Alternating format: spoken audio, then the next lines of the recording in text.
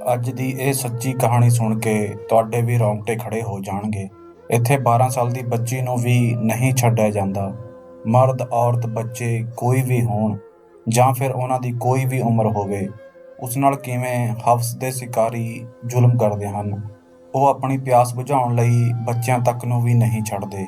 ਮੇਰੀ 12 ਸਾਲ ਦੀ ਕੁੜੀ ਦਾ ਪੇਟ ਫੁੱਲਣ ਲੱਗਿਆ ਸੀ ਅਤੇ ਮੈਂ ਦੇਖ ਕੇ ਡਰ ਗਈ ਸੀ ਕਿ ਪਤਾ ਨਹੀਂ ਇਹ ਕੀ ਹੋ ਰਿਹਾ ਹੈ। ਮੇਰੀ ਬਹੂ ਕਹਿਣ ਲੱਗੀ, ਮੰਮੀ ਜੀ ਆਪਾਂ ਇਸ ਦਾ ਚੈੱਕਅਪ ਕਰਵਾਉਂਦੇ ਹਾਂ। ਅਤੇ ਮੈਂ ਦਿਲ ਹੀ ਦਿਲ ਵਿੱਚ ਰੱਬ ਨੂੰ ਅਰਦਾਸ ਕਰ ਰਹੀ ਸੀ ਕਿ ਅਜਿਹਾ ਕੁਝ ਨਾ ਹੋਵੇ ਜਿਸ ਕਰਕੇ ਸਾਡੇ ਸਾਰਿਆਂ ਦੀ ਥੂ-ਥੂ ਹੋ ਜਾਵੇ। ਮੈਂ ਅਤੇ ਮੇਰੀ ਬਹੂ ਡਾਕਟਰ ਕੋਲ ਗਏ ਤਾਂ ਡਾਕਟਰ ਨੇ ਦੇਖਦੇ ਹੀ ਬੋਲ ਦਿੱਤਾ ਕਿ ਤੁਹਾਡੀ ਕੁੜੀ ਪ੍ਰੈਗਨੈਂਟ ਹੈ ਅਤੇ ਇਸ ਨੂੰ ਤਕਰੀਬਨ 5 ਮਹੀਨੇ ਹੋ ਚੁੱਕੇ ਹਨ। ਇਹ ਸੁਣਦੇ ਹੀ ਮੈਂ ਸੁੰਨ ਹੋ ਗਈ। ਮੇਰਾ ਦਿਲ ਘਬਰਾ ਗਿਆ। ਮੈਂ ਰਜਨੀ ਵੱਲ ਵੇਖਿਆ ਤਾਂ ਉਸਨੂੰ ਦੇਖ ਕੇ ਅਜਿਹਾ ਕੁਝ ਨਹੀਂ ਲੱਗ ਰਿਹਾ ਸੀ ਕਿ ਕਿਸੇ ਨੇ ਉਸ ਨਾਲ ਗਲਤ ਕੰਮ ਕੀਤਾ ਹੈ। ਹੁਣ ਮੈਂ ਆਪਣੀ ਧੀ ਨੂੰ ਸਾਰਿਆਂ ਤੋਂ ਲੁਕੋ ਕੇ ਰੱਖਦੀ ਸੀ, ਕਿਉਂਕਿ ਜੇਕਰ ਕਿਸੇ ਨੂੰ ਪਤਾ ਵੀ ਚੱਲ ਜਾਂਦਾ ਅਤੇ ਉਸਨੂੰ ਕੋਈ ਦੇਖ ਵੀ ਲੈਂਦਾ ਤਾਂ ਸਾਡਾ ਸਭ ਦਾ ਜਿਉਣਾ ਔਖਾ ਹੋ ਜਾਣਾ ਸੀ। ਮੈਂ ਆਪਣੀ ਬਹੂ ਨੂੰ ਵੀ ਕਿਹਾ ਸੀ ਕਿ ਉਹ ਇਹ ਗੱਲ ਆਪਣੇ ਪਤੀ ਨੂੰ ਵੀ ਨਾ ਦੱਸੇ। ਆਪਾਂ ਜਲਦੀ ਹੀ ਇਸ ਦਾ ਕੋਈ ਨਾ ਕੋਈ ਹੱਲ ਕੱਢ ਲਵਾਂਗੇ, ਕਿਉਂਕਿ ਇਸ ਤਰ੍ਹਾਂ ਤਾਂ ਗੁਜ਼ਾਰਾ ਨਹੀਂ ਹੋ ਸਕਦਾ ਸੀ। ਮੇਰੀ ਬਹੂ ਮੇਰੀ ਗੱਲ ਸਮਝ ਚੁੱਕੀ ਸੀ। ਉਸਨੇ ਮੇਰੇ ਨਾਲ ਵਾਅਦਾ ਕੀਤਾ ਕਿ ਉਹ ਰਜਨੀ ਦੀ ਇਹ ਗੱਲ ਕਿਸੇ ਨੂੰ ਨਹੀਂ ਦੱਸੇਗੀ। ਮੈਨੂੰ ਆਪਣੀ ਬੱਚੀ ਲਈ ਹਰ ਵੇਲੇ ਡਰ ਜਿਹਾ ਲੱਗਿਆ ਰਹਿੰਦਾ ਸੀ। ਇੱਕ ਦਿਨ ਮੈਂ ਆਪਣੀ ਕੁੜੀ ਨੂੰ ਸਟੋਰ ਰੂਮ ਵਿੱਚ ਸੁਲਾ ਦਿੱਤਾ ਅਤੇ ਮੈਂ ਉਸਦੇ ਕਮਰੇ ਵਿੱਚ ਸੋ ਗਈ ਤਾਂ ਜੋ ਪਤਾ ਚੱਲ ਸਕੇ ਕਿ ਕਮਰੇ ਵਿੱਚ ਕੌਣ ਆਉਂਦਾ ਹੈ ਜਾਂ ਫਿਰ ਕਿਸੇ ਨੇ ਬਾਹਰ ਤੋਂ ਹੀ। ਮੈਨੂੰ ਉਸਦੇ ਬੈੱਡ ਤੇ ਪਏ ਹੋਏ ਕੁਝ ਹੀ ਸਮਾਂ ਹੋਇਆ ਸੀ ਕਿ ਪੈਰਾਂ ਦੀ ਆਵਾਜ਼ ਸੁਣ ਕੇ ਮੈਂ ਉੱਠ ਗਈ। ਮੇਰਾ ਨਾਮ ਕਮਲਾ ਹੈ ਅਤੇ ਮੇਰੀ ਉਮਰ 25 ਸਾਲ ਸੀ ਜਦੋਂ ਮੈਂ ਵਿਆਹ ਕੇ ਆਪਣੇ ਸਹੁਰੇ ਘਰ ਆ ਗਈ ਸੀ। ਮੇਰੇ 2 ਬੱਚੇ ਹਨ। ਪਹਿਲਾ ਬੱਚਾ ਤਾਂ ਵਿਆਹ ਤੋਂ 1 ਸਾਲ ਬਾਅਦ ਹੀ ਹੋ ਗਿਆ ਸੀ, ਜੋ ਕਿ ਮੁੰਡਾ ਸੀ, ਪਰ ਮੈਨੂੰ ਕੁੜੀ ਦਾ ਬਹੁਤ ਸ਼ੌਂਕ ਸੀ। ਮੈਂ ਚਾਹੁੰਦੀ ਸੀ ਕਿ ਮੇਰੀ ਧੀ ਹੋਵੇ। ਮੇਰੇ ਪਤੀ ਅਕਸਰ ਕਹਿੰਦੇ ਸਨ ਕਿ ਜੇਕਰ ਸਾਡੇ ਨਸੀਬ ਵਿੱਚ ਕੁੜੀ ਦਾ ਪਿਆਰ ਹੋਇਆ ਤਾਂ ਰੱਬ ਜ਼ਰੂਰ ਦੇਵੇਗਾ। ਤੂੰ ਹਰ ਵੇਲੇ ਰੋਂਦੀ ਨਾ ਰਿਹਾ ਕਰ। ਹਰ ਕੰਮ ਵਿੱਚ ਕੋਈ ਨਾ ਕੋਈ ਫਾਇਦਾ ਜ਼ਰੂਰ ਹੁੰਦਾ ਹੈ। ਰੱਬ ਦੇ ਫੈਸਲਿਆਂ 'ਤੇ ਯਕੀਨ ਰੱਖਣਾ ਚਾਹੀਦਾ ਹੈ। ਮੈਂ ਜਦੋਂ ਵੀ ਬੇਟੀ ਹੋਣ ਦਾ ਨਾਮ ਲੈਂਦੀ ਤਾਂ ਮੇਰੇ ਪਤੀ ਮੈਨੂੰ ਇਸ ਤਰ੍ਹਾਂ ਸਮਝਾਉਂਦੇ ਸੀ। ਮੈਂ ਦੂਜੀ ਔਲਾਦ ਲਈ ਬਹੁਤ ਮੁਰਾਦਾਂ ਮੰਗੀਆਂ ਸਨ। ਪਰਮਾਤਮਾ ਨੇ ਮੇਰੀ ਅਰਦਾਸ ਸੁਣ ਲਈ ਅਤੇ ਮੈਂ ਪ੍ਰੈਗਨੈਂਟ ਹੋ ਗਈ। ਇਸ ਵੇਲੇ ਮੇਰਾ ਮੁੰਡਾ 15 ਸਾਲਾਂ ਦਾ ਸੀ। ਪਹਿਲੇ ਬੱਚੇ ਦੇ ਇੰਨਾ ਵੱਡਾ ਹੋਣ ਕਾਰਨ ਦੂਜੀ ਔਲਾਦ ਦੀ ਖੁਸ਼ਖਬਰੀ ਸੁਣਨਾ ਕੁਝ ਅਜੀਬ ਸੀ, ਪਰ ਮੈਂ ਬਹੁਤ ਖੁਸ਼ ਸੀ ਕਿ ਮੇਰੇ ਮੁੰਡੇ ਦੀ ਇੱਕ ਭੈਣ ਵੀ ਹੋਵੇਗੀ। ਮੇਰੇ 9 ਮਹੀਨੇ ਬੜੇ ਔਖੇ ਗੁਜ਼ਰੇ ਸਨ। ਅਜੇ ਮੇਰਾ ਦੂਜਾ ਮਹੀਨਾ ਹੀ ਸੀ ਕਿ ਘਰ ਵਿੱਚ ਅੱਗ ਲੱਗ ਗਈ ਅਤੇ ਇੱਕ ਵਾਰ ਮੇਰੇ ਪਤੀ ਦਾ ਐਕਸੀਡੈਂਟ ਹੋ ਗਿਆ। ਇਸ ਤਰ੍ਹਾਂ ਪੂਰੇ 9 ਦੇ 9 ਮਹੀਨੇ ਕੋਈ ਨਾ ਕੋਈ ਅਪਸ਼ਗਨ ਹੁੰਦਾ ਰਿਹਾ। ਲੋਕਾਂ ਨੇ ਮੇਰੇ ਹੋਣ ਵਾਲੇ ਬੱਚੇ ਨੂੰ ਬਹੁਤ ਸਾਰੇ ਗਲਤ ਨਾਵਾਂ ਨਾਲ ਬੁਲਾਉਣਾ ਸ਼ੁਰੂ ਕਰ ਦਿੱਤਾ ਸੀ। ਮੈਨੂੰ ਆਪਣੇ ਰੱਬ ਤੇ ਪੂਰਾ ਭਰੋਸਾ ਸੀ ਕਿ ਇਹ ਸਭ ਤਾਂ ਕਰਮਾਂ ਦੇ ਖੇਲ ਹਨ, ਨਹੀਂ ਤਾਂ ਇਸ ਤਰ੍ਹਾਂ ਕੁਝ ਨਹੀਂ ਹੁੰਦਾ ਅਤੇ ਨਾ ਹੀ ਕੋਈ ਬੱਚਾ ਜਾਂ ਇਨਸਾਨ ਅਪਸ਼ਗੁਨਾ ਹੁੰਦਾ ਹੈ। ਮੇਰੇ 9 ਮਹੀਨੇ ਪੂਰੇ ਹੋ ਚੁੱਕੇ ਸਨ। ਡਿਲੀਵਰੀ ਦਾ ਟਾਈਮ ਨੇੜੇ ਸੀ। ਡਾਕਟਰ ਨੇ ਮੇਰੇ ਪਤੀ ਨੂੰ ਹੌਸਲਾ ਦਿੱਤਾ ਅਤੇ ਆਪਰੇਸ਼ਨ ਥੀਏਟਰ ਵਿੱਚ ਆ ਗਏ। ਉਹ ਸਮਾਂ ਮੇਰੇ ਪਤੀ ਲਈ ਬਹੁਤ ਔਖਾ ਸੀ।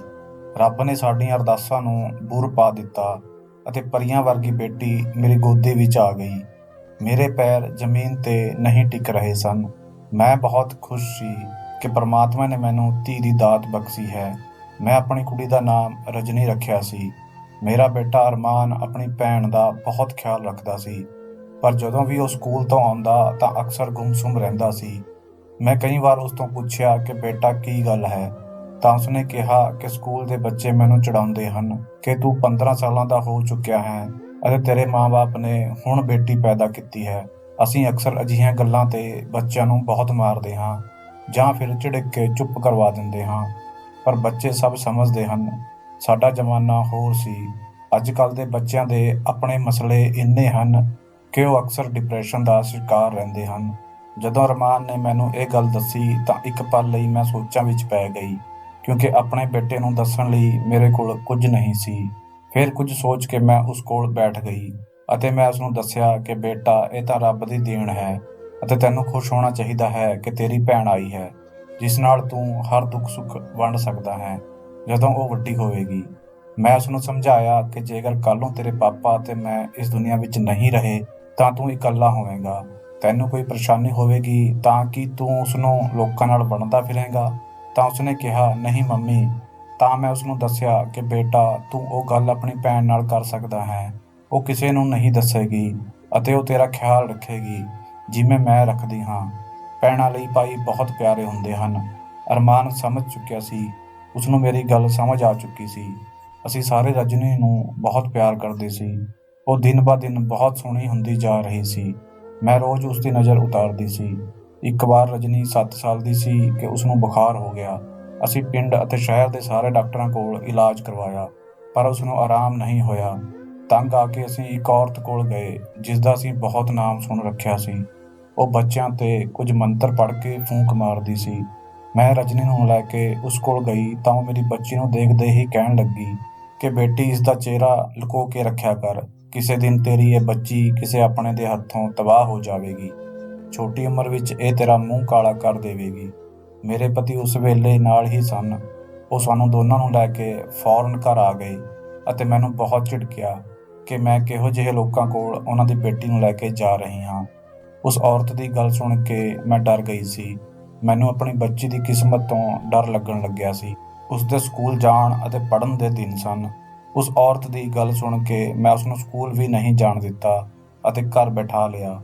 ਮੇਰੇ ਪਤੀ ਨੇ ਇਸ ਗੱਲ 'ਤੇ ਬਹੁਤ ਰੌਲਾ ਪਾਇਆ, ਪਰ ਮੈਂ ਆਪਣੀ ਗੱਲ 'ਤੇ ਅੜਿੱਗ ਰਹੀ। ਰਜਨੀ ਹੁਣ ਸਮਝਦਾਰ ਹੋ ਚੁੱਕੀ ਸੀ। ਉਸਦੀ ਉਮਰ 9 ਸਾਲ ਸੀ। ਉਹ ਅਕਸਰ ਘਰ ਤੋਂ ਬਾਹਰ ਖੇਡਣ ਲਈ ਜਾਂਦੀ ਅਤੇ ਘਰ ਆ ਕੇ ਬਹੁਤ ਰੋਂਦੀ ਕਿ ਬਾਹਰ ਬੱਚੇ ਉਸਦਾ ਮਜ਼ਾਕ ਉਡਾਉਂਦੇ ਹਨ ਕਿ ਉਹ ਅਨਪੜ੍ਹ ਹੈ। ਮੈਂ ਆਪਣੀ ਬੱਚੀ ਦਾ ਦੁੱਖ ਸਮਝਦੀ ਸੀ, ਪਰ ਇੱਕ ਮਾਂ ਹੋਣ ਦੇ ਨਾਤੇ ਮੈਂ ਕੀ ਕਰ ਸਕਦੀ ਸੀ। ਅਰਮਾਨ ਨੇ ਵੀ ਬਹੁਤ ਜਿੱਦ ਕੀਤੀ ਸੀ ਕਿ ਮੈਂ ਗਲਤੀ ਕਰ ਰਹੀ ਹਾਂ। ਉਹ ਆਪਣੀ ਭੈਣ ਨੂੰ ਆਪ ਹੀ ਸਕੂਲ ਛੱਡ ਕੇ ਆਇਆ ਕਰੇਗਾ ਅਤੇ ਲੈ ਕੇ ਵੀ ਆਵੇਗਾ, ਪਰ ਮੈਂ ਨਾ ਮੰਨੀ। ਅਰਮਾਨ 24 ਸਾਲਾਂ ਦਾ ਹੋ ਚੁੱਕਿਆ ਸੀ। ਉਸਨੇ BA ਤੱਕ ਪੜ੍ਹਾਈ ਕਰ ਲਈ ਸੀ ਅਤੇ ਸ਼ਹਿਰ ਦੇ ਕਿਸੇ ਵੱਡੇ ਆਫਿਸ ਵਿੱਚ ਕੰਮ ਕਰਦਾ ਸੀ। ਕਈ ਵਾਰ ਉਸਦੇ ਲਈ ਰਿਸ਼ਤੇ ਆ ਚੁੱਕੇ ਸਨ, ਪਰ ਮੈਨੂੰ ਅਜੇ ਵੀ ਉਹ ਇੱਕ ਛੋਟਾ ਜਿਹਾ ਅਰਮਾਨ ਹੀ ਲੱਗਦਾ ਸੀ। ਕਈ ਵਾਰ ਮੈਨੂੰ ਰਿਸ਼ਤੇਦਾਰਾਂ ਨੇ ਵੀ ਕਿਹਾ ਕਿ ਬੇਟੇ ਦਾ ਵਿਆਹ ਜਲਦੀ ਕਰ ਲੈ, ਨਹੀਂ ਤਾਂ ਕਿਤੇ ਅਜਿਹਾ ਨਾ ਹੋਵੇ ਕਿ ਉਹ ਸ਼ਹਿਰ ਵਿੱਚ ਹੀ ਚੁੱਪਚਾਪ ਤੁਹਾਨੂੰ ਬਿਨਾਂ ਦੱਸੇ ਹੀ ਵਿਆਹ ਕਰਵਾ ਲਵੇ। ਇਹ ਗੱਲ ਸੁਣ ਕੇ ਮੈਂ ਡਰ ਗਈ ਸੀ। ਮੈਂ ਉਸਦੇ ਲਈ ਰਿਸ਼ਤੇ ਲੱਭਣੇ ਸ਼ੁਰੂ ਕਰ ਦਿੱਤੇ ਅਤੇ ਜਦੋਂ ਅਰਮਾਨ ਨੂੰ ਪਤਾ ਲੱਗਿਆ ਤਾਂ ਉਸਨੇ ਕਿਹਾ ਕਿ ਮੰਮੀ, ਤੁਸੀਂ ਜਿੱਥੇ ਕਹੋਗੇ ਮੈਂ ਵਿਆਹ ਕਰਵਾ ਲਵਾਂਗਾ। ਮੇਰੇ ਪਤੀ ਦੀ ਸਿਹਤ ਵੀ ਖਰਾਬ ਰਹਿਣ ਲੱਗੀ ਸੀ। ਉਹਨਾਂ ਨੇ ਬੇਟੇ ਦਾ ਰਿਸ਼ਤਾ ਨੇੜੇ ਦੇ ਪਿੰਡ ਵਿੱਚ ਹੀ ਤੈਅ ਕਰ ਦਿੱਤਾ। ਕੁੜੀ ਪੜ੍ਹੀ ਲਿਖੀ ਨਹੀਂ ਸੀ। ਮੈਂ ਜਦੋਂ ਮਨਾ ਕੀਤਾ ਤਾਂ ਉਹਨਾਂ ਨੇ ਕਿਹਾ, ਮੈਂ ਹੁਣ ਜ਼ੁਬਾਨ ਦੇ ਚੁੱਕਿਆ ਹਾਂ ਅਤੇ ਚੰਗੀ ਕੁੜੀ ਹੈ, ਸਾਡੀ ਸੇਵਾ ਕਰੇਗੀ ਅਤੇ ਅਰਮਾਨ ਨੂੰ ਵੀ ਖੁਸ਼ ਰੱਖੇਗੀ। ਤੈਨੂੰ ਕਿਸ ਗੱਲ ਦਾ ਡਰ ਹੈ? ਰਜਨੀ ਭਾਈ ਦੇ ਵਿਆਹ ਬਾਰੇ ਸੁਣ ਕੇ ਬਹੁਤ ਖੁਸ਼ ਹੋ ਗਈ ਸੀ। ਇਸ ਵੇਲੇ ਉਹ 9 ਸਾਲ ਦੀ ਸੀ ਜਦੋਂ ਅਸੀਂ ਅਰਮਾਨ ਦਾ ਵਿਆਹ ਕਰ ਦਿੱਤਾ ਅਤੇ ਸਿੰਮੀ ਨੂੰ ਬਹੂ ਬਣਾ ਕੇ ਘਰ ਲੈ ਆਏ। ਵਿਆਹ ਦੇ 3 ਮਹੀਨਿਆਂ ਵਿੱਚ ਹੀ ਉਹ ਸਾਡਾ ਸਭ ਦਾ ਦਿਲ ਜਿੱਤ ਚੁੱਕੀ ਸੀ। ਮੈਂ ਤਾਂ ਉਸਨੂੰ ਦੁਆਵਾਂ ਦਿੰਦੀ ਨਹੀਂ ਥੱਕਦੀ ਸੀ ਕਿ ਰੱਬ ਨੇ ਸਾਨੂੰ ਇੰਨੀ ਚੰਗੀ ਬਹੂ ਦਿੱਤੀ ਹੈ। ਰਜਨੀ ਹਰ ਵੇਲੇ ਭਾਈ ਭਾਬੀ ਕਰਦੀ ਰਹਿੰਦੀ ਸੀ। ਸਿੰਮੀ ਦੇ ਆਉਣ ਤੋਂ ਬਾਅਦ ਵੀ ਅਰਮਾਨ ਰਜਨੀ ਨੂੰ ਜ਼ਿਆਦਾ ਸਮਾਂ ਦਿੰਦਾ ਸੀ, ਜਿਵੇਂ ਵਿਆਹ ਤੋਂ ਪਹਿਲਾਂ ਦਿੰਦਾ ਹੁੰਦਾ ਸੀ। ਸਿੰਮੀ ਇਸ ਗੱਲ ਦੀ ਨਾਰਾਜ਼ਗੀ ਜ਼ਾਹਿਰ ਤਾਂ ਨਹੀਂ ਕਰਦੀ ਸੀ, ਪਰ ਮੈਂ ਇਹ ਗੱਲ ਉਸਦੇ ਚਿਹਰੇ ਤੋਂ ਪੜ੍ਹ ਚੁੱਕੀ ਸੀ। ਮੈਂ ਅਰਮਾਨ ਨੂੰ ਇਹ ਗੱਲ ਸਮਝਾਈ ਕਿ ਬੇਟਾ, ਇਸ ਗੱਲ ਦਾ ਖਿਆਲ ਰੱਖਿਆ ਕਰ। ਪਤਨੀ ਤੇ ਭੈਣਾਂ ਦੋਨਾਂ ਨੂੰ ਇੱਕ ਬਰਾਬਰ ਸਮਾਂ ਦਿਆ ਕਰ। ਬੇਟੇ ਦੇ ਵਿਆਹ ਨੂੰ 8 ਮਹੀਨੇ ਹੋ ਚੁੱਕੇ ਸਨ, ਪਰ ਮੈਂ ਨੋਟ ਕੀਤਾ ਕਿ ਮੇਰੀ ਬਹੂ ਦਾ ਆਪਣੇ ਪੇਕੇ ਆਉਣਾ ਜਾਣਾ ਬਹੁਤ ਹੈ। ਉਹ ਹਫ਼ਤੇ ਵਿੱਚ 2 ਵਾਰ ਆਪਣੇ ਪੇਕੇ ਘਰ ਚੱਕਰ ਲਗਾਉਂਦੀ ਸੀ, ਜੋ ਮੈਨੂੰ ਬਿਲਕੁਲ ਵੀ ਪਸੰਦ ਨਹੀਂ ਸੀ। ਮੈਂ ਬਹੂ ਨੂੰ ਮਨਾ ਕੀਤਾ ਤਾਂ ਉਸਨੇ ਕਿਹਾ, ਮੰਮੀ ਜੀ, ਨੇੜੇ ਦੇ ਪਿੰਡ ਵਿੱਚ ਵਿਆਹ ਕਰਵਾਉਣ ਦਾ ਇਹੀ ਤਾਂ ਫਾਇਦਾ ਹੈ। ਜਦੋਂ ਮਰਜ਼ੀ ਆਪਣੇ ਮਾਂ-ਬਾਪ ਨੂੰ ਮਿਲਣ ਚਲੇ ਜਾਓ। ਉਸਦੀ ਗੱਲ ਸੁਣ ਕੇ ਮੈਂ ਹੈਰਾਨ ਰਹਿ ਗਈ। ਉਸਦੀ ਗੱਲਬਾਤ ਦਾ ਢੰਗ ਹੁਣ ਮੈਨੂੰ ਬਿਲਕੁਲ ਵੀ ਨਹੀਂ ਪਸੰਦ ਸੀ। ਮੈਨੂੰ ਲੱਗਦਾ ਸੀ ਜਿਵੇਂ ਮੈਂ ਕੁਝ ਜ਼ਿਆਦਾ ਹੀ ਸੋਚ ਰਹੀ ਹਾਂ। ਇੱਕ ਦਿਨ ਮੁਹੱਲੇ ਵਿੱਚ ਕਿਸੇ ਦੇ ਘਰ ਕਿਸੇ ਬੱਚੇ ਦੇ ਜਨਮ ਦਿਨ ਦੀ ਪਾਰਟੀ ਸੀ ਤਾਂ ਮੈਂ ਉੱਥੇ ਚਲੀ ਗਈ। ਮੈਨੂੰ ਇੱਕ ਗਲੀ ਦੀ ਔਰਤ ਨੇ ਕਿਹਾ, ਕਮਲਾ, ਤੇਰੀ ਬਹੂ ਪਿੰਡ ਦੇ ਲੰਬੜਦਾਰ ਦੇ ਘਰ ਕਿਉਂ ਜਾਂਦੀ ਹੈ? ਤੈਨੂੰ ਪਤਾ ਨਹੀਂ ਉਹ ਲੋਕ ਕਿੰਨੇ ਖਤਰਨਾਕ ਹਨ। ਪੂਰੇ ਪਿੰਡ ਵਿੱਚ ਉਹਨਾਂ ਦੀ ਦਹਿਸ਼ਤ ਹੈ। ਤੂੰ ਉਸਨੂੰ ਮਨਾ ਕਿਉਂ ਨਹੀਂ ਕਰਦੀ? ਇਹ ਗੱਲ ਸੁਣ ਕੇ ਮੈਂ ਡਰ ਗਈ, ਕਿਉਂਕਿ ਬਹੂ ਨੇ ਤਾਂ ਕਦੇ ਵੀ ਲੰਬੜਦਾਰਾਂ ਦੇ ਘਰ ਜਾਣ ਦਾ ਜ਼ਿਕਰ ਮੇਰੇ ਸਾਹਮਣੇ ਨਹੀਂ ਕੀਤਾ ਸੀ। ਘਰ ਆ ਕੇ ਵੀ ਮੈਂ ਇਹ ਗੱਲ ਸੋਚਦੀ ਰਹੀ। ਰਜਨੀ ਵੀ ਉਹਨਾਂ ਦਿਨਾਂ ਵਿੱਚ ਕੁਝ ਚੁੱਪ-ਚੁੱਪ ਜਿਹੀ ਰਹਿਣ ਲੱਗੀ ਸੀ। ਉਸਦਾ ਰੰਗ ਪੀਲਾ ਪੈਣ ਲੱਗਿਆ ਸੀ। ਆਪਣੀ ਬੇਟੀ ਨੂੰ ਦੇਖ ਕੇ ਮੈਂ ਪਰੇਸ਼ਾਨ ਸੀ ਅਤੇ ਜਦੋਂ ਮੈਂ ਡਾਕਟਰ ਕੋਲ ਜਾਣਾ ਚਾਹਿਆ ਤਾਂ ਬਹੂ ਨੇ ਮੈਨੂੰ ਰੋਕ ਦਿੱਤਾ। ਮੰਮੀ ਜੀ, ਖਾਣ ਪੀਣ ਦੀ ਹੀ ਕਮੀ ਹੈ। 7-8 ਦਿਨ ਤੱਕ ਆਪਣੀ ਨਣਦ ਨੂੰ ਵਧੀਆ ਪਕਵਾਨ ਬਣਾ ਕੇ ਖਿਲਾਵਾਂਗੀ ਤਾਂ ਦੇਖਿਓ ਕਿਵੇਂ ਠੀਕ ਹੁੰਦੀ ਹੈ। ਮੈਂ ਉਸਦੀ ਗੱਲ ਸੁਣ ਕੇ ਸੰਤੁਸ਼ਟ ਹੋ ਗਈ। ਰਜਨੀ ਨੂੰ ਬਹੂ ਪਿਛਲੇ 7 ਦਿਨਾਂ ਤੋਂ ਤਾਕਤ ਦੀਆਂ ਚੀਜ਼ਾਂ ਖਿਲਾ ਰਹੀ ਸੀ, ਪਰ ਉਹ ਸੀ ਕਿ ਸੁੱਕ ਕੇ ਦਿਨ ਬ ਦਿਨ ਕੰਡਾ ਹੁੰਦੀ ਜਾ ਰਹੀ ਸੀ। ਮੇਰੀ ਬਹੂ ਮੈਨੂੰ ਪੁੱਛ ਕੇ ਉਸਨੂੰ ਆਪਣੇ ਘਰ ਲੈ ਗਈ। ਮੰਮੀ, ਇਸ ਦਾ ਉੱਥੇ ਦਿਲ ਲੱਗ ਜਾਵੇਗਾ। ਮੈਂ ਉਹਨਾਂ ਨੂੰ ਜਾਣ ਦੀ ਇਜਾਜ਼ਤ ਦੇ ਦਿੱਤੀ।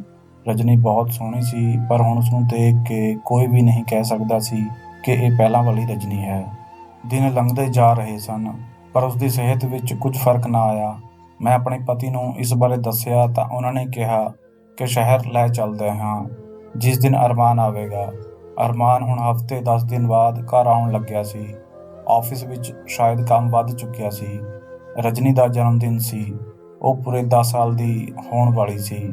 ਉਸਦੇ ਜਨਮ ਦਿਨ ਵਿੱਚ 2 ਮਹੀਨੇ ਰਹਿ ਗਏ ਸਨ। ਮੈਂ ਅਤੇ ਮੇਰੇ ਪਤੀ ਬਹੁਤ ਖੁਸ਼ ਸੀ, ਪਰ ਰਜਨੀ ਪਹਿਲਾਂ ਵਾਂਗੂ ਖੁਸ਼ ਨਹੀਂ ਸੀ। ਉਹ ਹਰ ਵੇਲੇ ਇੱਕ ਪਾਸੇ ਹੀ ਘੁੰਮਦੀ ਰਹਿੰਦੀ ਸੀ। ਕੋਈ ਗੱਲ ਕਰਦੇ ਤਾਂ ਉਹ ਸੁੰਨਾ ਵਾਂਗ ਸੁਣਦੀ ਰਹਿੰਦੀ ਸੀ। ਮੈਂ ਕਈ ਵਾਰ ਦੇਖਿਆ ਕਿ ਮੇਰੀ ਬਹੂ ਉਸਨੂੰ ਸਟੋਰ ਰੂਮ ਵਿੱਚ ਲੈ ਜਾਂਦੀ ਹੈ ਅਤੇ ਬਹੁਤ ਦੇਰ ਬਾਅਦ ਉੱਥੋਂ ਨਿਕਲਦੀ ਹੈ। ਇੱਕ ਦਿਨ ਜਦੋਂ ਮੈਂ ਬਹੂ ਨੂੰ ਪੁੱਛਿਆ ਤਾਂ ਕਹਿਣ ਲੱਗੀ, ਮੰਮੀ, ਮੈਂ ਤਾਂ ਧਿਆਨ ਵਟਾਉਣ ਲਈ ਇਸਨੂੰ ਪੁਰਾਣੀਆਂ ਚੀਜ਼ਾਂ ਦਿਖਾਉਂਦੀ ਹਾਂ। ਮੇਰਾ ਦਿਲ ਹਰ ਵੇਲੇ ਘਬਰਾਉਂਦਾ ਰਹਿੰਦਾ ਸੀ। ਰਜਨੀ ਦਾ ਪੇਟ ਬੜਾ ਹੁੰਦਾ ਜਾ ਰਿਹਾ ਸੀ। ਦੇਖਣ ਵਾਲਿਆਂ ਨੂੰ ਲੱਗਦਾ ਜਿਵੇਂ ਉਹ ਪ੍ਰੈਗਨੈਂਟ ਹੋ ਚੁੱਕੀ ਹੈ ਅਤੇ ਉਸਨੂੰ 7ਵਾਂ-8ਵਾਂ ਮਹੀਨਾ ਲੱਗਿਆ ਹੈ। ਮੈਂ ਆਪਣੀ ਬਹੂ ਨੂੰ ਕਿਹਾ ਕਿ ਤੂੰ ਰਜਨੀ ਨੂੰ ਅਕਸਰ ਆਪਣੇ ਘਰ ਲੈ ਕੇ ਜਾਂਦੀ ਹੈ, ਕੀ ਉੱਥੇ ਕੁਝ ਹੋਇਆ ਹੈ? ਤਾਂ ਉਸਨੇ ਕਿਹਾ, ਤੁਸੀਂ ਮੇਰੇ ਤੇ ਇਲਜ਼ਾਮ ਲਗਾ ਰਹੇ ਹੋ। ਜਦੋਂ ਤੋਂ ਮੈਂ ਇਸ ਘਰ ਵਿੱਚ ਆਈ ਹਾਂ ਉਸਨੂੰ ਆਪਣੀ ਭੈਣ ਸਮਝਿਆ ਹੈ। ਮੈਂ ਆਪਣੀ ਬਹੂ ਨੂੰ ਇਹ ਗੱਲ ਕਿਸੇ ਨੂੰ ਵੀ ਦੱਸਣ ਤੋਂ ਮਨਾ ਕੀਤਾ। ਜਦੋਂ ਮੈਂ ਰਜਨੀ ਨੂੰ ਕੁਝ ਪੁੱਛਦੀ ਤਾਂ ਉਹ ਕੋਈ ਜਵਾਬ ਨਾ ਦਿੰਦੀ। ਜੇਕਰ ਇਹ ਗੱਲ ਬਾਹਰ ਚਲੀ ਜਾਂਦੀ ਤਾਂ ਪੂਰੇ ਪਿੰਡ ਵਿੱਚ ਸਾਡੀ ਇੱਜ਼ਤ ਦੀਆਂ ਧੱਜੀਆਂ ਉੱਡ ਜਾਂਦੀਆਂ। ਮੇਰੇ ਪਤੀ ਮੈਨੂੰ ਜਿਉਂਦੀ ਨੂੰ ਹੀ ਜ਼ਮੀਨ ਵਿੱਚ ਗੱਡ ਦਿੰਦੇ ਕਿ ਮੇਰੀ ਲਾਪਰਵਾਹੀ ਨਾਲ ਇਹ ਸਭ ਕੁਝ ਹੋਇਆ ਹੈ। ਮੈਂ ਅਤੇ ਬਹੂ ਉਸਨੂੰ ਰਾਤ ਨੂੰ ਲੁਕੋ ਕੇ ਡਾਕਟਰ ਕੋਲ ਲੈ ਗਏ ਤਾਂ ਉਸ ਡਾਕਟਰ ਨੇ ਦੇਖਦੇ ਹੀ ਅਜਿਹਾ ਰਾਜ ਖੋਲ੍ਹਿਆ ਕਿ ਮੈਂ ਤਾਂ ਉੱਥੇ ਹੀ ਢੇਰ ਹੋ ਗਈ। ਉਸਨੇ ਕਿਹਾ, ਤੁਹਾਡੀ ਬੇਟੀ ਪ੍ਰੈਗਨੈਂਟ ਹੈ ਅਤੇ ਇੱਕ ਅੱਧੇ ਮਹੀਨੇ ਵਿੱਚ ਬੱਚੇ ਨੂੰ ਜਨਮ ਦੇਣ ਵਾਲੀ ਹੈ। ਮੈਂ ਡਾਕਟਰ ਨੂੰ ਕਿਹਾ ਕਿ ਤੁਸੀਂ ਇੱਕ ਵਾਰ ਟੈਸਟ ਤਾਂ ਕਰ ਲਓ, ਤਾਂ ਉਹ ਗੁੱਸੇ ਵਿੱਚ ਆ ਕੇ ਬੋਲੀ, ਕੀ ਤੁਹਾਨੂੰ ਮੇਰੀ ਗੱਲ 'ਤੇ ਯਕੀਨ ਨਹੀਂ ਹੈ? ਡਾਕਟਰ ਤੁਸੀਂ ਹੋ ਜਾਂ ਮੈਂ? ਤੁਹਾਡੀ ਬੱਚੀ ਪ੍ਰੈਗਨੈਂਟ ਹੈ। ਪਹਿਲਾਂ ਧਿਆਨ ਨਹੀਂ ਦਿੰਦੇ, ਜਦ ਔਲਾਦ ਅਜਿਹਾ ਚੰਦ ਚੜ੍ਹਾ ਦਿੰਦੀ ਹੈ ਤਾਂ ਡਾਕਟਰ ਨੂੰ ਝੂਠਾ ਕਹਿੰਦੇ ਹਨ। ਡਾਕਟਰ ਇਹ ਗੱਲ ਕਹਿ ਕੇ ਚਲੀ ਗਈ। ਰਜਨੀ ਨੂੰ ਮੈਂ ਅਤੇ ਬਹੂ ਘਰ ਲੈ ਆਏ। ਉਸ ਤੋਂ ਬਾਅਦ ਉਹ ਜ਼ਿਆਦਾਤਰ ਕਮਰੇ ਵਿੱਚ ਹੀ ਰਹਿੰਦੀ ਸੀ। ਅਰਮਾਨ ਅਤੇ ਉਸਦੇ ਪਾਪਾ ਜਦੋਂ ਵੀ ਰਜਨੀ ਬਾਰੇ ਪੁੱਛਦੇ ਤਾਂ ਮੈਂ ਝੂਠ ਬੋਲ ਦਿੰਦੀ ਕਿ ਉਹ ਮਾਸੀ ਦੇ ਘਰ ਰਹਿਣ ਗਈ ਹੈ। ਮੇਰੀ ਬਹੂ ਬਹੁਤ ਖੁਸ਼ ਸੀ ਕਿਉਂਕਿ ਅਰਮਾਨ ਉਸਨੂੰ ਸ਼ਹਿਰ ਲੈ ਕੇ ਜਾਣ ਵਾਲਾ ਸੀ। ਉਸਨੇ ਕਿਹਾ ਕਿ ਹੁਣ ਇਸ ਤਰ੍ਹਾਂ ਮੇਰਾ ਗੁਜ਼ਾਰਾ ਨਹੀਂ ਹੁੰਦਾ। ਸਿੰਮੀ ਨੂੰ ਮੈਂ ਸ਼ਹਿਰ ਲੈ ਕੇ ਜਾਵਾਂਗਾ। ਕੁਝ ਦਿਨਾਂ ਬਾਅਦ ਤੁਹਾਨੂੰ ਮਿਲਣ ਆਉਂਦਾ ਰਹਾਂਗਾ। ਮੈਂ ਤਾਂ ਰੋ ਰਹੀ ਸੀ ਕਿ ਬੇਟਾ ਬਹੂ ਨੂੰ ਲੈ ਕੇ ਅਲੱਗ ਹੋ ਜਾਵੇਗਾ। ਮੇਰੀ ਬੱਚੀ ਨੂੰ ਵੀ ਪਤਾ ਨਹੀਂ ਕਿਸ ਦੀ ਨਜ਼ਰ ਲੱਗ ਗਈ ਸੀ। ਮੈਂ ਬਹੁਤ ਪਰੇਸ਼ਾਨ ਸੀ। ਉਸ ਦਿਨ ਮੈਂ ਸੌਣ ਲਈ ਲੇਟੀ ਤਾਂ ਇੱਕਦਮ ਮੈਨੂੰ ਉਹ ਔਰਤ ਯਾਦ ਆ ਗਈ ਜਿਸ ਤੋਂ ਰਜਨੀ ਦੇ ਬੁਖਾਰ ਨੂੰ ਆਰਾਮ ਹੋਇਆ ਸੀ, ਜਿਸ ਨੇ ਮੈਨੂੰ ਕਿਹਾ ਸੀ ਕਿ ਆਪਣੀ ਬੇਟੀ ਨੂੰ ਲੁਕੋ ਕੇ ਰੱਖਾਂ, ਨਹੀਂ ਤਾਂ ਇਹੀ ਔਲਾਦ ਮੇਰਾ ਮੂੰਹ ਕਾਲਾ ਕਰਵਾਏਗੀ। ਉਸ ਔਰਤ ਦੀ ਗੱਲ ਬਿਲਕੁਲ ਸੱਚ ਸੀ। ਜਿਸ ਔਲਾਦ ਲਈ ਮੈਂ ਇੰਨੀਆਂ ਅਰਦਾਸਾਂ ਕੀਤੀਆਂ, ਉਹ ਬੁਢਾਪੇ ਵਿੱਚ ਮੇਰੀ ਬਦਨਾਮੀ ਦਾ ਕਾਰਨ ਬਣ ਰਹੀ ਸੀ। ਸਵੇਰੇ ਨਾਸ਼ਤਾ ਕਰਨ ਤੋਂ ਬਾਅਦ ਮੈਂ ਬਹੂ ਨੂੰ ਝੂਠ ਬੋਲ ਕੇ ਉਸ ਔਰਤ ਕੋਲ ਆ ਗਈ। ਹੋ ਸਕਦਾ ਹੈ ਕਿਸੇ ਤਰ੍ਹਾਂ ਮੇਰੀ ਧੀ ਇਸ ਮੁਸ਼ਕਿਲ ਤੋਂ ਬਾਹਰ ਨਿਕਲ ਜਾਵੇ, ਪਰ ਮੈਨੂੰ ਉਸਦੇ ਪਿੰਡ ਆ ਕੇ ਪਤਾ ਲੱਗਿਆ ਕਿ ਉਹ ਤਾਂ ਦੂਸਰੇ ਪਿੰਡ ਜਾ ਚੁੱਕੀ ਹੈ। ਉਦਾਸ ਦਿਲ ਨਾਲ ਮੈਂ ਘਰ ਵਾਪਸ ਆ ਗਈ ਅਤੇ ਆਪਣੀ ਬਹੂ ਨੂੰ ਕਿਹਾ ਕਿ ਮੈਨੂੰ ਡਾਕਟਰ ਕੋਲ ਲੈ ਚੱਲ, ਹੋ ਸਕਦਾ ਹੈ ਉਹੀ ਮੇਰੀ ਮਦਦ ਕਰੇ। ਮੈਂ ਅਤੇ ਬਹੂ ਜਦੋਂ ਡਾਕਟਰ ਕੋਲ ਆਏ ਤਾਂ ਉਸਨੇ ਮੇਰੀ ਬੇਟੀ ਦਾ ਅਬੋਰਸ਼ਨ ਕਰਨ ਤੋਂ ਮਨਾ ਕਰ ਦਿੱਤਾ ਕਿ ਇਹ ਗੈਰ ਕਾਨੂੰਨੀ ਕੰਮ ਹੈ ਅਤੇ ਦੂਜਾ, ਇਸ ਵਿੱਚ ਤੁਹਾਡੀ ਬੇਟੀ ਦੀ ਜਾਨ ਨੂੰ ਖਤਰਾ ਹੈ। ਉਹ ਹਲੇ ਬਹੁਤ ਛੋਟੀ ਹੈ। ਮੈਨੂੰ ਸਮਝ ਨਹੀਂ ਆ ਰਿਹਾ ਸੀ ਕਿ ਕਿੱਥੇ ਜਾ ਕੇ ਆਪਣੀ ਔਲਾਦ ਦੀਆਂ ਖੁਸ਼ੀਆਂ ਮੰਗਾਂ। ਮੈਂ ਦੁਬਾਰਾ ਫਿਰ ਉਸ ਔਰਤ ਕੋਲ ਗਈ ਅਤੇ ਪਰਮਾਤਮਾ ਦੀ ਕਰਨੀ ਨਾਲ ਦੂਜੇ ਪਿੰਡ ਵਿੱਚ ਉਹ ਮੈਨੂੰ ਮਿਲ ਗਈ।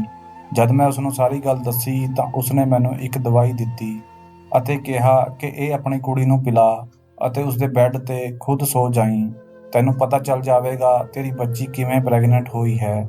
ਮੈਂ ਘਰ ਆ ਕੇ ਰਜਨੀ ਨੂੰ ਦਵਾਈ ਦੇ ਦਿੱਤੀ ਅਤੇ ਉਸਨੂੰ ਬਹੂ ਤੋਂ ਲੁਕੋ ਕੇ ਸਟੋਰ ਰੂਮ ਵਿੱਚ ਸੁਲਾ ਦਿੱਤਾ। ਅਤੇ ਆਪ ਜਾ ਕੇ ਉਸਦੇ ਬੈੱਡ 'ਤੇ ਸੌ ਗਈ। ਅੱਧੀ ਰਾਤ ਗੁਜ਼ਰ ਚੁੱਕੀ ਸੀ, ਪਰ ਹਾਲੇ ਵੀ ਮੇਰਾ ਧਿਆਨ ਰਜਨੀ ਵੱਲ ਹੀ ਸੀ। ਪਤਾ ਨਹੀਂ ਉਹ ਠੀਕ ਹੋਵੇਗੀ ਜਾਂ ਨਹੀਂ। ਜੇਕਰ ਕਿਸੇ ਨੂੰ ਪਤਾ ਚੱਲ ਗਿਆ ਤਾਂ ਕੀ ਹੋਵੇਗਾ, ਅਤੇ ਕੱਲ੍ਹ ਤਾਂ ਬਹੂ ਬੇਟਾ ਵੀ ਸ਼ਹਿਰ ਚਲੇ ਜਾਣਗੇ। ਮੈਂ ਇਸੇ ਸੋਚ ਵਿੱਚ ਗੁੰਮ ਸੀ ਕਿ ਮੈਨੂੰ ਕਮਰੇ ਵਿੱਚ ਕਿਸੇ ਦੇ ਪੈਰਾਂ ਦੀ ਆਵਾਜ਼ ਸੁਣਾਈ ਦਿੱਤੀ। ਮੈਂ ਸਾਹ ਖਿੱਚ ਕੇ ਸੌਂਦੀ ਰਹੀ। ਕੁਝ ਹੀ ਮਿੰਟਾਂ ਵਿੱਚ ਕਮਰੇ ਵਿੱਚ ਧੂੰਆਂ ਫੈਲਣਾ ਸ਼ੁਰੂ ਹੋ ਗਿਆ, ਜੋ ਮੇਰੇ ਦਿਮਾਗ ਨੂੰ ਚੜ੍ਹਿਆ ਅਤੇ ਮੈਂ ਇੱਕਦਮ ਉੱਠ ਬੈਠੀ। ਇਸ ਵੇਲੇ ਕਮਰੇ ਵਿੱਚ ਕੌਣ ਹੋ ਸਕਦਾ ਸੀ? ਪਰ ਜਿਵੇਂ ਹੀ ਮੈਂ ਉੱਠੀ, ਮੇਰੀ ਆਤਮਾ ਕੰਬ ਗਈ, ਕਿਉਂਕਿ ਮੇਰੇ ਕਮਰੇ ਵਿੱਚ ਉਸ ਵੇਲੇ ਕੋਈ ਹੋਰ ਨਹੀਂ ਬਲਕਿ ਰਜਨੀ ਦੀ ਸਗੀ ਭਾਬੀ ਸਿੰਮੀ ਸੀ। ਉਹ ਮੈਨੂੰ ਉੱਥੇ ਦੇਖ ਕੇ ਡਰ ਗਈ। ਮੈਂ ਕਮਰੇ ਦੀ ਲਾਈਟ ਜਗਾਈ। ਉਸ ਵੇਲੇ ਉਸਦੇ ਹੱਥ ਵਿੱਚ ਕੋਈ ਮਿੱਠੀ ਚੀਜ਼ ਸੀ। ਮੈਂ ਗੁੱਸੇ ਵਿੱਚ ਉਸਨੂੰ ਪੁੱਛਣ ਲੱਗੀ ਕਿ ਤੂੰ ਇੱਥੇ ਰਜਨੀ ਦੇ ਕਮਰੇ ਵਿੱਚ ਕੀ ਕਰ ਰਹੀ ਹੈ, ਅਤੇ ਇਹ ਧੂੰਆਂ ਕਿਸ ਚੀਜ਼ ਦਾ ਹੈ? ਮੇਰੀ ਗੱਲ ਸੁਣ ਕੇ ਉਹ ਸਾਫ਼ ਮੁੱਕਰ ਗਈ, ਪਰ ਮੈਨੂੰ ਪਤਾ ਲੱਗ ਗਿਆ ਸੀ ਕਿ ਰਜਨੀ ਦੀ ਇਸ ਹਾਲਤ ਦੇ ਪਿੱਛੇ ਸਿੰਮੀ ਹੀ ਹੈ। ਮੇਰੀ ਆਵਾਜ਼ ਸੁਣ ਕੇ ਅਰਮਾਨ ਅਤੇ ਮੇਰੇ ਪਤੀ ਵੀ ਉੱਥੇ ਆ ਗਏ। ਅਰਮਾਨ ਨੇ ਆਉਂਦੇ ਹੀ ਕਮਰੇ ਦੀਆਂ ਖਿੜਕੀਆਂ ਖੋਲ੍ਹੀਆਂ ਤਾਂ ਜੋ ਧੂੰਆਂ ਬਾਹਰ ਨਿਕਲੇ। ਉਸਦੇ ਹੱਥਾਂ ਵਿੱਚੋਂ ਮੈਂ ਖਾਣਾ ਲੈ ਕੇ ਸੁੱਟ ਦਿੱਤਾ ਅਤੇ ਕਿਹਾ, ਸੱਚ ਦੱਸ ਸਿੰਮੀ, ਨਹੀਂ ਇਸੇ ਵੇਲੇ ਤੈਨੂੰ ਘਰ ਤੋਂ ਕੱਢ ਦੇਵਾਂਗੀ। ਕੀ ਕੀਤਾ ਹੈ ਤੂੰ ਰਜਨੀ ਨਾਲ? ਅਰਮਾਨ ਅਤੇ ਉਸਦੇ ਪਾਪਾ ਹੈਰਾਨ ਸਨ। ਉਹ ਮੈਨੂੰ ਕਹਿਣ ਲੱਗੇ ਕਿ ਕੀ ਹੋਇਆ ਹੈ ਤੈਨੂੰ? ਉਹ ਅਜਿਹਾ ਕਿਉਂ ਕਰੇਗੀ? ਮੈਂ ਉਹਨਾਂ ਨੂੰ ਚੁੱਪ ਕਰਵਾ ਦਿੱਤਾ ਅਤੇ ਕਿਹਾ, ਸੱਚ ਦੱਸ, ਨਹੀਂ ਤਾਂ ਤੇਰੇ ਮਾਂ-ਬਾਪ ਨੂੰ ਤੇਰੀ ਕਰਤੂਤ ਦੱਸਾਂਗੀ। ਇਹ ਸੁਣਦੇ ਹੀ ਸਿੰਮੀ ਕਹਿਣ ਲੱਗੀ, ਰਜਨੀ ਦੀ ਇਸ ਹਾਲਤ ਦੀ ਜ਼ਿੰਮੇਵਾਰ ਮੈਂ ਹਾਂ। ਉਹ ਰਜਨੀ ਦੀ ਖੂਬਸੂਰਤੀ ਤੋਂ ਜਲਦੀ ਸੀ, ਅਤੇ ਇਹ ਹੀ ਨਹੀਂ, ਅਰਮਾਨ ਅਤੇ ਅਸੀਂ ਸਾਰੇ ਰਜਨੀ ਕਰਦੇ ਰਹਿੰਦੇ ਸੀ, ਜੋ ਉਸਨੂੰ ਬਿਲਕੁਲ ਵੀ ਪਸੰਦ ਨਹੀਂ ਸੀ। ਉਹ ਲੰਬੜਦਾਰਾਂ ਦੇ ਘਰ ਰਜਨੀ ਲਈ ਕੋਈ ਗਲਤ ਦਵਾਈ ਲੈਣ ਜਾਂਦੀ ਸੀ, ਅਤੇ ਉਹ ਧੂੰਆਂ ਜੋ ਰੋਜ਼ ਰਾਤ ਨੂੰ ਉਸਦੇ ਕਮਰੇ ਵਿੱਚ ਕਰਦੀ, ਜਿਸ ਨਾਲ ਰਜਨੀ ਬਿਮਾਰ ਹੋ ਜਾਵੇ, ਉਸਦੇ ਸਰੀਰ ਦੇ ਅੰਗ ਖਰਾਬ ਹੋ ਜਾਣ, ਫੇਫੜੇ ਫੁੱਲ ਜਾਣ। ਮੈਨੂੰ ਉਸ ਔਰਤ ਦੀ ਗੱਲ ਯਾਦ ਆ ਗਈ, ਜਿਸਨੇ ਮੈਨੂੰ ਕਿਹਾ ਸੀ ਕਿ ਉਸਨੇ ਸਿੰਮੀ ਨੂੰ ਕਈ ਵਾਰ ਲੰਬੜਦਾਰਾਂ ਦੇ ਘਰ ਜਾਂਦੇ ਹੋਏ ਦੇਖਿਆ ਹੈ, ਪਰ ਮੇਰੀ ਬਹੂ ਨੇ ਮੈਨੂੰ ਝੂਠ ਬੋਲਿਆ ਸੀ। ਅਰਮਾਨ ਆਪਣੀ ਪਤਨੀ ਦੇ ਮੂੰਹੋਂ ਇਹ ਸਭ ਸੁਣ ਕੇ ਬਹੁਤ ਗੁੱਸੇ ਅਤੇ ਦੁੱਖ ਦੀ ਹਾਲਤ ਵਿੱਚ ਸੀ। ਉਸਨੇ ਮੈਨੂੰ ਰਜਨੀ ਦੇ ਬਾਰੇ ਪੁੱਛਿਆ ਤਾਂ ਮੈਂ ਉਸਨੂੰ ਦੱਸਿਆ ਕਿ ਉਹ ਸਟੋਰ ਰੂਮ ਵਿੱਚ ਹੈ। ਉਹ ਆਪਣੀ ਭੈਣ ਦੇ ਫੁੱਲੇ ਹੋਏ ਪੇਟ ਨੂੰ ਦੇਖ ਕੇ ਡਰ ਗਿਆ, ਪਰ ਉਸਨੂੰ ਸੱਚ ਦਾ ਪਤਾ ਲੱਗ ਗਿਆ ਸੀ ਕਿ ਉਸਦੀ ਪਤਨੀ ਨੇ ਕੀ ਕੀਤਾ ਹੈ। ਜਲਣ ਦੀ ਅੱਗ ਵਿੱਚ ਉਸਨੇ ਮੇਰੀ ਮਾਸੂਮ ਬੱਚੀ ਦੀ ਜ਼ਿੰਦਗੀ ਤਬਾਹ ਕਰ ਦਿੱਤੀ ਸੀ। ਅਰਮਾਨ ਨੇ ਫੌਰਨ ਸਿੰਮੀ ਨੂੰ ਘਰ ਤੋਂ ਬਾਹਰ ਕੱਢ ਦਿੱਤਾ। ਅਗਲੀ ਸਵੇਰ ਮੈਂ ਆਪਣੇ ਬੇਟੇ ਦੇ ਨਾਲ ਆਪਣੀ ਬੇਟੀ ਨੂੰ ਹਸਪਤਾਲ ਲੈ ਕੇ ਗਈ। ਡਾਕਟਰ ਨੇ ਦੱਸਿਆ ਕਿ ਇਸਨੂੰ ਕੋਈ ਜ਼ਹਿਰੀਲੀ ਚੀਜ਼ ਦਿੱਤੀ ਜਾਂਦੀ ਰਹੀ ਹੈ, ਜਿਸ ਨਾਲ ਇਸ ਦਾ ਸਰੀਰ ਫੁੱਲ ਗਿਆ ਹੈ। ਪਰ ਤੁਸੀਂ ਚਿੰਤਾ ਨਾ ਕਰੋ, ਤੁਹਾਡੀ ਬੱਚੀ ਠੀਕ ਹੋ ਜਾਵੇਗੀ। ਰਜਨੀ ਦਾ ਇਲਾਜ ਚੱਲ ਰਿਹਾ ਹੈ। ਮੇਰੇ ਪਤੀ ਨੂੰ ਲੱਗਦਾ ਹੈ ਕਿ ਇਹ ਸਭ ਉਹਨਾਂ ਦੇ ਕਾਰਨ ਹੋਇਆ ਹੈ। ਜੇਕਰ ਉਹ ਉਸ ਕੁੜੀ ਨੂੰ ਆਪਣੇ ਘਰ ਦੀ ਬਹੂ ਨਾ ਬਣਾਉਂਦੇ ਤਾਂ ਅੱਜ ਉਹਨਾਂ ਦੀ ਕੁੜੀ ਠੀਕ ਹੁੰਦੀ। ਰਜਨੀ ਦਾ 2 ਮਹੀਨੇ ਤੋਂ ਇਲਾਜ ਹੋ ਰਿਹਾ ਸੀ, ਅਤੇ ਮੈਂ ਉਸ ਡਾਕਟਰਨੀ ਕੋਲ ਗਈ ਜਿਸ ਨੇ ਬਿਨਾਂ ਟੈਸਟ ਕੀਤੇ ਮੇਰੀ ਬੇਟੀ 'ਤੇ ਇਲਜ਼ਾਮ ਲਗਾ ਦਿੱਤਾ ਸੀ, ਅਤੇ ਮੈਂ ਉਸਨੂੰ ਖੂਬ ਖਰੀਆਂ ਖੋਟੀਆਂ ਸੁਣਾਈਆਂ ਕਿ ਤੇਰੇ ਵਰਗੇ ਡਾਕਟਰਾਂ ਕਰਕੇ ਹੀ ਲੋਕਾਂ ਦੀਆਂ ਜ਼ਿੰਦਗੀਆਂ ਖਤਮ ਹੁੰਦੀਆਂ ਹਨ। ਜੇਕਰ ਤੂੰ ਉਸੇ ਵੇਲੇ ਟੈਸਟ ਕਰ ਲੈਂਦੀ ਤਾਂ ਸ਼ਾਇਦ ਮੇਰੀ ਬੱਚੀ ਦੀ ਇਹ ਹਾਲਤ ਨਾ ਹੁੰਦੀ। ਉਸਨੇ ਮੇਰੇ ਤੋਂ ਮਾਫ਼ੀ ਮੰਗੀ। ਰਜਨੀ ਆਪਣੀ ਹਾਲਤ ਦੇਖ ਕੇ ਡਰ ਚੁੱਕੀ ਸੀ, ਜਿਸ ਦਾ ਸਿੱਧਾ ਅਸਰ ਉਸਦੇ ਦਿਮਾਗ 'ਤੇ ਹੋਇਆ ਸੀ, ਅਤੇ ਉਹ ਕਿਸੇ ਨਾਲ ਗੱਲ ਨਹੀਂ ਕਰਦੀ ਸੀ। ਮੈਂ ਉਸ ਔਰਤ ਕੋਲ ਵੀ ਰਜਨੀ ਦਾ ਇਲਾਜ ਜਾਰੀ ਰੱਖਿਆ। ਮੇਰੀ ਬਹੂ ਈਰਖਾ ਦੀ ਅੱਗ ਵਿੱਚ ਇਸ ਹੱਦ ਤੱਕ ਅੰਨੀ ਹੋ ਚੁੱਕੀ ਸੀ ਕਿ ਉਸਨੂੰ ਮੇਰੀ ਬੇਟੀ ਦੀ ਮਾਸੂਮੀਅਤ ਵੀ ਨਜ਼ਰ ਨਹੀਂ ਆਈ। ਇੱਕ 10 ਸਾਲ ਦੀ ਬੱਚੀ ਤੋਂ ਉਸਨੂੰ ਕੀ ਖਤਰਾ ਹੋ ਸਕਦਾ ਸੀ? ਉਹ ਤਾਂ ਸਾਰਾ ਦਿਨ ਭਾਬੀ ਭਾਬੀ ਕਰਦੀ ਨਾ ਥੱਕਦੀ ਸੀ। ਮੈਂ ਅਤੇ ਮੇਰਾ ਪਤੀ ਬਹੂ ਨੂੰ ਮਾਫ਼ ਕਰ ਚੁੱਕੇ ਸੀ, ਪਰ ਮੇਰਾ ਬੇਟਾ ਉਸਨੂੰ ਮਾਫ਼ ਕਰਨ ਨੂੰ ਤਿਆਰ ਨਹੀਂ ਸੀ। ਜਲਨ ਰਿਸ਼ਤਿਆਂ ਨੂੰ ਖਾ ਜਾਂਦੀ ਹੈ। ਮੁਹੱਬਤ ਤਾਂ ਕਮਾਉਣੀ ਪੈਂਦੀ ਹੈ, ਜਾਂ ਫਿਰ ਨਸੀਬ ਦੀ ਗੱਲ ਹੁੰਦੀ ਹੈ। ਇਸ ਤਰ੍ਹਾਂ ਜਲਨ ਅਤੇ ਬਦਲੇ ਨਾਲ ਅਸੀਂ ਕਦੇ ਵੀ ਕਿਸੇ ਦਾ ਦਿਲ ਨਹੀਂ ਜਿੱਤ ਸਕਦੇ, ਬਲਕਿ ਦਿਲਾਂ ਤੋਂ ਉਤਰ ਜਾਂਦੇ ਹਾਂ, ਜਿਵੇਂ ਮੇਰੀ ਬਹੂ ਉਤਰ ਗਈ ਸੀ। ਉਸਦੀ ਗਲਤੀ ਨੂੰ ਅਸੀਂ ਮਾਫ਼ ਤਾਂ ਕਰ ਦਿੱਤਾ ਸੀ, ਕਿਉਂਕਿ ਉਹ ਮੇਰੇ ਬੇਟੇ ਦੇ ਬੱਚੇ ਦੀ ਮਾਂ ਬਣ ਚੁੱਕੀ ਸੀ, ਪਰ ਦਿਲਾਂ ਵਿੱਚ ਆਈ ਨਫ਼ਰਤ ਨੂੰ ਕੋਈ ਖਤਮ ਨਹੀਂ ਕਰ ਸਕਦਾ। ਇਸ ਲਈ ਕਦੇ ਵੀ ਕਿਸੇ ਦਾ ਘਰ ਬਰਬਾਦ ਕਰਕੇ ਉਸ 'ਤੇ ਆਪਣੇ ਘਰ ਦੀ ਨੀਂਹ ਨਾ ਰੱਖੋ। ਕਿਉਂ ਦੋਸਤੋ, ਸਹੀ ਕਿਹਾ ਨਾ ਮੈਂ? ਤੁਹਾਡੀ ਕੀ ਰਾਏ ਹੈ ਇਸ ਕਹਾਣੀ ਦੇ ਬਾਰੇ ਵਿੱਚ ਕਮੈਂਟ ਬਾਕਸ ਵਿੱਚ ਜ਼ਰੂਰ ਦੱਸਿਓ। ਵੀਡੀਓ ਨੂੰ ਲਾਈਕ ਅਤੇ ਚੈਨਲ ਨੂੰ ਸਬਸਕ੍ਰਾਈਬ ਵੀ ਕਰ ਦਿਓ। ਮਿਲਦੇ ਹਾਂ ਅਗਲੀ ਵੀਡੀਓ ਵਿੱਚ। ਉਦੋਂ ਤੱਕ ਧੰਨਵਾਦ।